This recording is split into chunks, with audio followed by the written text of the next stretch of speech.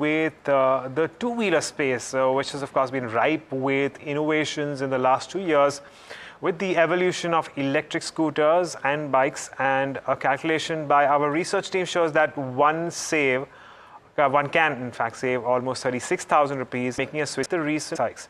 We have my colleague Puneet, who joins us to give us a breakdown of these numbers. Puneet, afternoon. Well, good afternoon. So essentially what we're looking at is, does it make the case to switch to a CNG bike right now compared to your traditional, petrol bike that you might be operating currently? So just to give some context of why we are doing this, because we've seen a hike, in CNG prices currently, and that's just to give some context, that is because they are giving lesser allocation now to the cheaper gases right now.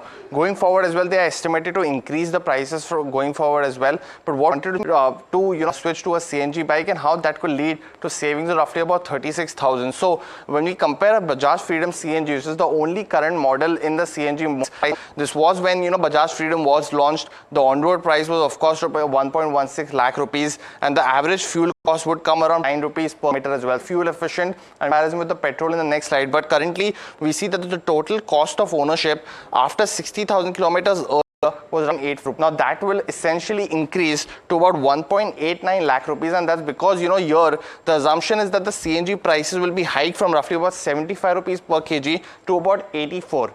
Do know that the current prices still are hovering around 77 to 78 rupees, but it is estimated by analysts that because of this APM gas allocation being reduced for companies such as IGL and MGL, they will essentially hike the prices per kg to about 84 going forward to maintain profitability as well.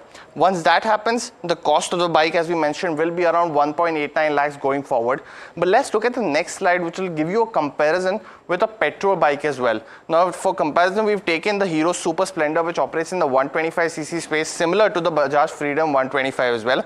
Of course, the ex-showroom price of 95,000 is for cheaper than that in the market. Other cost, while adding up, it still comes that the Splendor comes ahead of the Freedom 125. But from here is where the things get interesting, because the average mileage goes high, Bajaj Freedom per kg, and that's compared to just 55 kilometers per liter for someone like Hero Super Splendor.